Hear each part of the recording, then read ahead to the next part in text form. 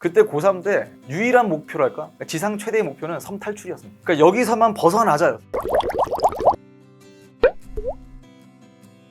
반갑습니다. 저는 메가스터디에서 정법사문 통합사회 가르치는 최적입니다. 언제나 네 편이라고 오늘도 다짐하면서 이 시간은 슬러시 처음에 연락 주셨을 때 이게 도대체 뭔가 했는데 슬기로운 러셀인의 시간의 줄임말이라고 하더라고요. 어떤 내용을 담아서 이야기를 할까 하다가 선생님이 다시 한번 수험생이 된다면 이라는 가정을 좀 해봤습니다.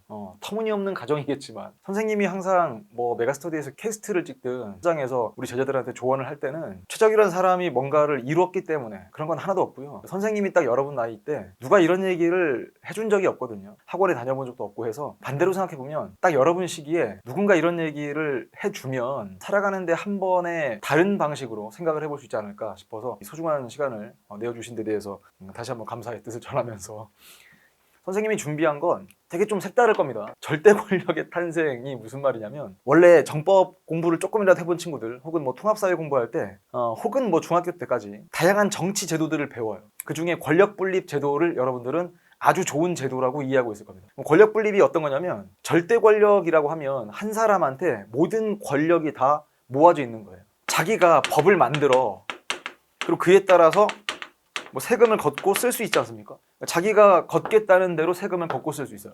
근데 누군가가 거기에 대해서 이런 게 어딨냐 라고 반박을 하면 그 사람 데려다가 재판도 자기가 합니다. 이게 절대 권력이에요. 그러다 보면 한 사람이 이 권력을 다 갖고 있잖아요. 그럼 북치고 장구치고 혼자 다 하는 거죠. 그래서 이건 위험하다. 국민들의 자유와 권리를 지킬 수 없다. 그래서 여러 정치 사상가들, 우리가 일명 철학자라고 부르는 분들이 이렇게 쪼개둔 거예요. 야, 법은 국회에서 만들어라. 그 다음 대통령은 세금을 걷고 쓰는 것만 해라. 쉽게 말씀드려서. 그 다음에 다툼이 생겨서 재판은 법원에다가 맡기자. 이렇게 해야 사람을 위한 거 아니냐, 인간을 위한 거 아니냐. 이게 선생님의 설명이거든요. 근데 이거를 권력 분립이라고 부르면 우리는 이게 아주 좋은 제도라고 이해하고 있어요. 맞습니다. 민주주의라는 제도가 운영되려면 이게 꼭 필요해요. 근데 선생님의 생각은 한 개인으로서 여러분이 한 명 한 명 공부해 나갈 때 어떤 과정을 거칠 것인가를 한번 생각해 봤어요. 다시 수험생이 된다면 선생님의 솔직한 얘기를 좀 말씀을 드리면 선생님은 제주도 출신이고요. 그 당시에 최적에 대한 이야기를 하고 있는 겁니다. 그때 고3 때 유일한 목표랄까? 지상 최대의 목표는 섬 탈출이었습니다. 그러니까 여기서만 벗어나자였어요. 그러다 보니까 온갖 목표는 어떻게 하면 섬에서 탈출할까에 대한 정당성, 그러니까 부모님께서 얘기하시는 거죠. 야, 너가 뭐 서울에 있는 학교에 뭐 법대를 가면 보내주겠다. 그럼 거기에 맞춰서 공부하는 거예요. 그래서 섬만 탈출하면 돼. 선생님은 음악을 오래 했기 때문에 그냥 서울에 가면 멤버들을 구할 수 있을 것 같았어. 정말 유치한 사고방식 아니겠습니까? 그래서 진짜 갔어요. 처음에 가보니까 어디 가서 법 공부한다 그러면 되게 사람들이 인정을 해주더라고요. 음악을 할 때도 얘는 법대 다니면서 음악해.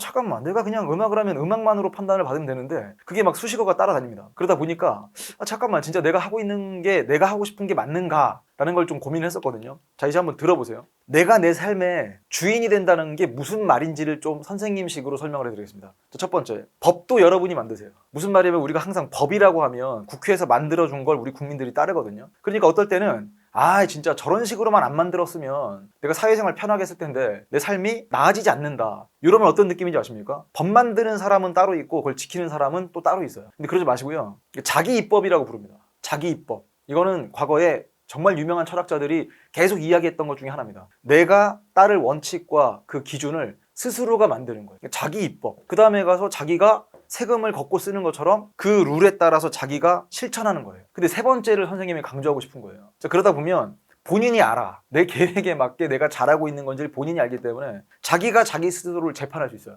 재판해가지고 너는 뭐 징역이야 안 들고 혼자 막 수갑 차고 어디 뭐 깜빵 같은 데 들어가 있는 거 그런 거 아니지만 분명하게 이 세 가지를 여러분이 스스로 다 할 수 있습니다. 만약에 이 영상 보는 친구가 뭐 18살 정도 먹었어, 19살이 됐어, 그 정도 나이면 선생님은 충분히 자기 입법할 수 있고 자기 집행할 수 있고 자기가 자기 스스로를 되돌아보고 판단할 수 있다고 믿거든요.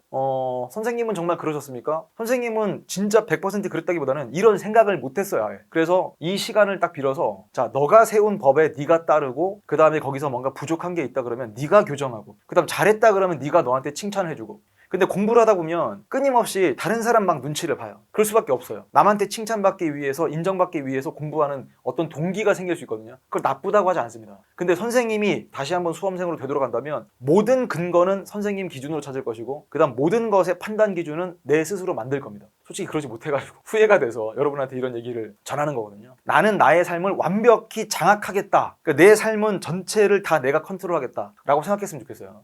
근데 그게 처음부터 다 되는 게 아니에요. 그러니까 약간의 방법을 말씀드리면 입법이라고 하는 건 원래 법을 만든다, 법을 세운다거든요. 그럼 내가 예를 들어 여러분 몇 시에 일어나야 될 거예요. 그러니까 선생님은 진짜 뻥 안 치고 하루에 계획이 다 있거든요. 루틴이 있는데 6시 반에 일어납니다. 아니 6시 반보다 늦게 일어나잖아요. 그럼 엄청난 막 죄책감에 시달려. 근데 아무도 최적이라는 사람한테 6시 반에 일어나라고 하지 않아요. 6시 반에 막 아버지께서 전화 주신 다음에 야 빨리 일어나 그런 적이 없어요. 근데 고등학교 때는 선생님이 자취했기 때문에 어쩔 수 없이 학교에 갈 때 대충 그 시간에 일어났었어요. 그러면 그걸 어떻게 생각했냐면 학교에서 일찍 일어나서 오라고 하니까 그 학교 계획에 내가 맞춘다고 생각했거든요. 그게 그렇게 싫었던 거예요. 근데 한 번만 생각을 바꿔보세요. 그냥 나는 6시 반에 일어나겠다고 내가 내 스스로 계획을 세웠다. 거기에 그냥 따르는 거예요. 이걸 자기 입법이라고 한다. 계획은 내가 세웁니다. 우리 메가스터디에서 플래너가 나왔어요.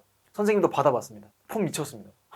플래너 상당히 예쁘고 깔끔한데 그 어떤 느낌이냐면 플래너 폼 미쳤네? 정말 좋겠군. 여기서 그치지 마시고 직접 한번 써보세요. 적지 않는 건 현실이 되지 않는다고 선생님은 그냥 믿거든요. 그냥 어떤 거냐면 머릿속에 막 그냥 굴러다니는 생각, 아이디어 이건 구체화되지 않기 때문에 그냥 아주 추상적일 수밖에 없거든요. 그러니까 한번 적어보죠. 그래서 플래너가 이렇게 돼 있지 않습니까? 월, 주, 일, 시간 단위로. 근데 시간 때문에 너무 스트레스 받진 않았으면 좋겠어요. 예를 들면 만약에 뭐 아침에 언제 일어나가지고 뭐 어디 공부하는 공간에 가서 뭐 9시부터 6시까지 공부를 하는데 이런 계획을 세울 때 그게 약간 흐트러진다 하더라도 너무 크게 스트레스 받지 말고요. 선생님 생각은 주 단위의 계획이 되게 중요하다고 생각합니다. 이게 조금 여유가 있거든요. 그러니까 한 주에 내가 할 것들을 세워서 요 날은 이거 하고 저 날은 저거 하고 너무 시간적인 걸 쪼개가지고 스트레스 받지는 않길 바랍니다. 자, 그다음 루틴 최적화를 위한 실험 이거 아주 재밌습니다. 이게 무슨 말이냐면 내가 나한테 맞는 일상의 루틴이 어떤 건지 잘 모르겠어. 그러면 몇 번 실험해 보셔야 돼요. 근데 그 실험이요 되게 재밌어요. 선생님도 실제로 해보거든요. 촬영할 때는 오전이 선생님한테 맞는지 오후가 맞는지 저녁이 맞는지 해봐야 알아요. 근데 그런 루틴 최적화를 위한 실험의 시간을 아까워하시면 안 돼요. 특히나 지금 저학년인 친구들은 시간이 아주 많은 겁니다. 그러면 그건 공부하는 시간만 많은 게 아니라 자기한테 맞는 게 뭔지를 좀 체크해보고 실험해보는 시간들을 갖고 한번 해보세요. 자, 그러면서 방학 학습 계획을 세워보고 방학 끝나고 나면 새 학기가 됐어. 그냥 기분만 설레고 끝나는 게 아니라 이렇게 단위 딱 짜가지고 계획을 세워보면서 나는 내가 세운 계획에 내가 따른. 자, 그럼 두 번째는 한자니까 좀 불편하죠. 집행이라고 있는 겁니다. 집행. 그러니까 쉽게 말하면 이게 액션이에요. 액션. 실제로 해보는 거죠. 그러니까 써있지 않습니까? 실천도 내가 한다. 자, 근데 많은 학생들이 진짜 공부만 해야 될 거라고 생각해. 혹은 막 어디 가서 뭐 멘탈 관리 이런 얘기 듣잖아요. 근데 선생님은 그때 하나의 의문점이 있어요. 내가 공부를 열심히 한다? 당연하죠. 수험생이니까. 그 다음에 멘탈 관리를 잘하겠다? 선생님은 멘탈보다 피지컬이 훨씬 더 앞선다고 생각하는 사람입니다. 그러니까 실제로 해보니까 그래요. 아니, 몸이 막 지쳐있고 건강하지 않은데 그냥 나는 공부를 열심히 하겠다? 강의를 열심히 하겠다? 매번마다 자기 다짐을 한다고 해서 그게 되지 않아요. 절대. 이 운동을 막 뭐 헬스장 다니면서까지 막 무슨 뭐 하루에 무슨 뭐 2시간 3시간 하라 이런 얘기가 아니고요. 체력 관리를 하기 위한 여러 다양한 방법들도 마련해 보자 이겁니다. 여러분이 하루에 자는 시간이 많을까요? 앉아 있는 시간이 많을까요? 서 있는 시간이 많을까요? 당연히 앉아 있는 시간이 많다 그러면 여러분의 체형을 결정하는 건 당연히 앉아 있는 자세가 될 거예요. 그리고 머리를 쓰는 거예요. 내가 앉아 있을 때 어떻게 하면 바른 자세일까? 아니 똑같은 시간 공부할 건데 굳이 뭐 구부정하게 앉아서 막 허리 나중에 아프고 막 척추 휘어지고 하느니 바른 자세를 취해보겠다. 이불과 침대를 박자고. 그 다음 또 하나 이러니까 또 너무 디테일한데 선생님은 이 개인 위생도 되게 중요하다고 생각하거든요.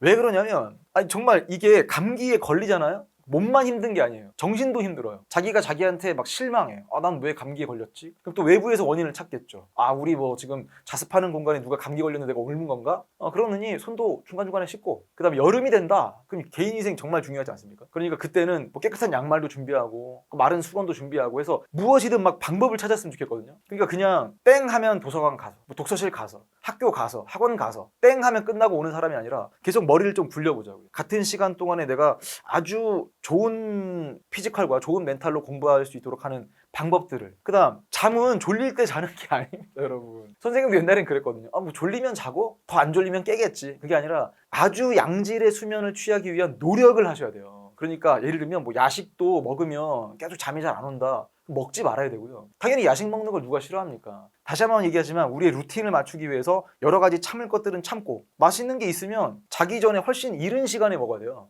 영양도 마찬가지입니다. 좋아하는 것만 먹어서 되는 게 아니겠죠. 근데 이거를 지금 당장 여러분들한테 다 챙겨라 라기보다는 머릿속에 좀 염두에 두고 그냥 계속 내가 나한테 맞는 그런 컨디션에 맞는 게 어떤 것인가를 고민하는 그런 훈련을 했으면 좋겠다. 자, 마지막은 사법이거든요. 사법은 자기가 세운 법을 적용해서 내가 나를 심판한다는 건데, 심판이라고 하니까 너무 무섭잖아요. 간단하게 말씀드릴게요. 잘했다 못했다만 판단하시면 돼요. 근데 잘했다 못했다 판단하는 게 왜 그게 중요하냐면 많은 친구들이 못했다만 판단해. 이게 진짜 함정이죠. 내가 오늘 계획을 100만큼 세웠는데 한 80 정도 했어. 나 20 못했어. 너무 그러지 마세요. 성찰이라고 하는 건 되돌아본다는 뜻이거든요. 되돌아봤는데 내가 잘했어. 칭찬해 주셔야죠. 선생님들이 현장에서 제자들을 지켜보거나 아니면 이제 온라인에서 인강 제자들과 뭐 인스타그램 DM으로 소통할 때 그 친구들이 진짜 잘했다 라고 선생님한테 자랑스럽게 연락을 할 때가 있습니다. 뭐 합격했습니다. 뭐 성적 잘 나왔습니다. 그럴 때는 진짜 아낌없는 칭찬을 막 해요. 왜냐면 정말 잘했으니까. 근데 우리의 뇌가 선생님이 뭐 뇌과학자가 아니지만 가만 생각해보면 선생님도 그렇거든요. 누가 정당한 칭찬을 해주잖아요. 그러면 그게 그렇게 흐뭇하죠. 근데 선생님이 선생님한테 칭찬하기가 되게 인색하고 민망할 때가 있어. 난 그래도 강사인데 강의 열심히 해서 잘하는 게 뭐 그렇게 대수야? 자랑이야? 그 당연한 거 아니야? 어찌 보면 당연한 게 아닐 수도 있거든요. 선생님은 오늘 강의를 했는데 잘 됐어. 그럼 가가지고 선생님이 선생님 나름의 보상을 합니다. 뭐 매운 새우깡 먹는다든지 스스로 칭찬도 해줘요. 운전하고 가면서 그 음악을 들으면서 그냥 막 칭찬을 해. 넌 정말 최고다. 근데 이게 되게 좀 가요. 다음 날의 강의에도 도움이 되고요. 조바심과 스트레스를 없앨 거라고 생각하지 마세요. 수험생이면 당연한 거예요. 그러니까 이거죠. 너무 조바심 내가지고 하루에 세운 계획을 못했다고 해서 막 자기한테 자괴감 들도록 그렇게 막 비난하거나 그러지 마시고요. 좀 텀을 길게 두고 자기가 뭐 3월 학력평가 전에 뭔가 한번 끝낸다. 잘했으면 보상, 잘못했으면 수정하고 빨리 또 교정을 하셔야죠. 그래서 선생님이 이렇게 생각합니다.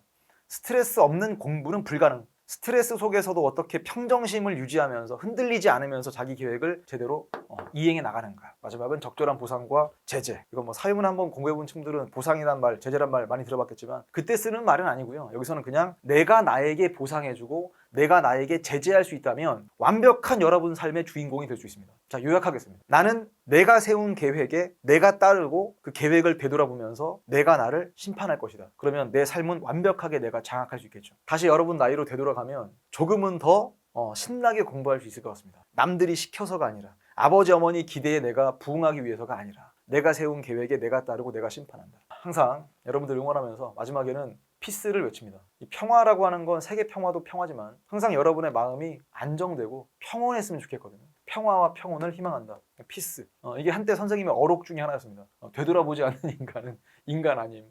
이게 소크라테스 선생님의 이야기를 최적의 말투로 바꾼 거거든요. 그래서 끊임없이 성찰해 나가면서 이 성찰이란 말을 너무 무겁게 생각하지 마시고 그냥 한번 돌아보세요. 안 그러면 이 수험생들이 너무 바쁜 스케줄에 휩쓸려 다닐 수밖에 없게 됩니다. 평화롭게 열심히 공부했으면 좋겠습니다.